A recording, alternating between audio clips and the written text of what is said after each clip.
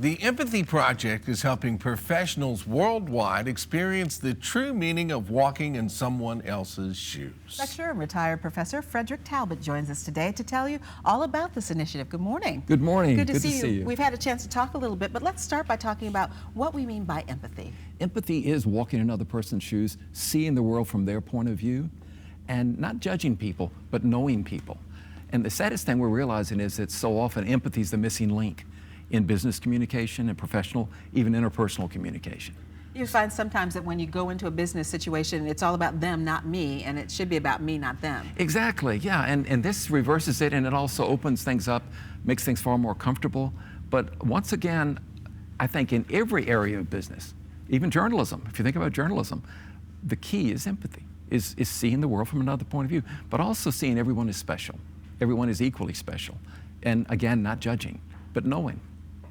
I was wondering if listening is a huge part of this when you first meet somebody, because you're not going to get those opinions unless you stop and hear where the other person's coming from for a second or two, and being able to listen instead of thinking of what's my next question going to be. You were talking about journalism, but I mean just in conversation. Oh, absolutely. Yeah. And the foundation of our course at the University of Richmond is active listening.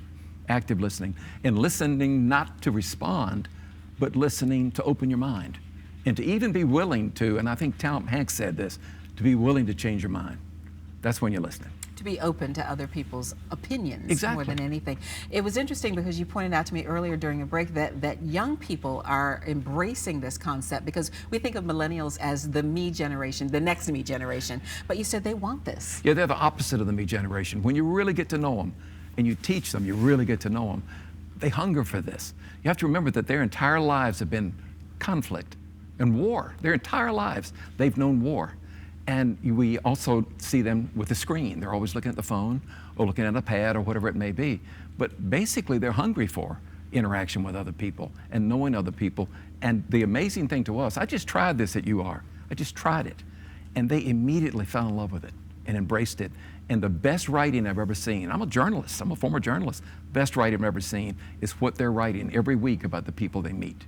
It's incredible. So when you talk to business people and you tell them this, is there a resistance there, or do they get it? They get it immediately. Yeah. And to give you a great example, Deloitte Consulting, one of the top consulting firms, they now are teaching every consultant this, empathy.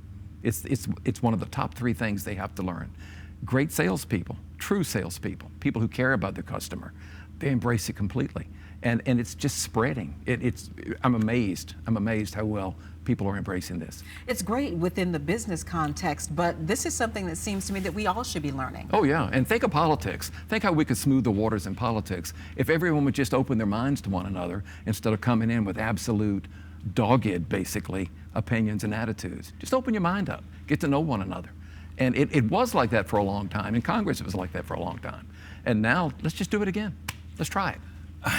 All right, you're in charge. There we go. Let's do it. Give me a shot. Let me speak to a joint session. Well, you're talking to the next generation, and we Yeah. see big changes going forward in every generation, and it does swing back and forth. It does. So it's coming back around to that. It now. is coming back around. Only also it's advancing. It's advancing in a really dynamic way, because millennials are very decisional. They basically have not an 8-second attention span, but an 8-second interest filter, because they were raised with computers and instantaneous gratification. But it's really a positive thing, because once they embrace something, they endorse it and they live it. It's not just a trend. And that's what I've seen at University of Richmond. I've met 200 of the finest human beings I've ever met, and they really, really care about other people. And this basically gave them permission to. They said it's okay to do this. And now they just love it. And they're teaching me. I mean, I'm not teaching them, they're teaching me this.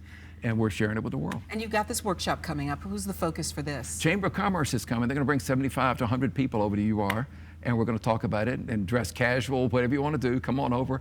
We're going to talk about how you can plug it into your life, how you can plug it into your business, and make things better, make things calmer, make things far more enjoyable every day.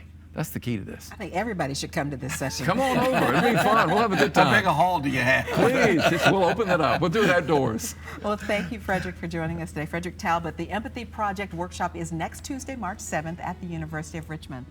All right, we'll post a link to all the details by early this afternoon at WTVR.com/VTM.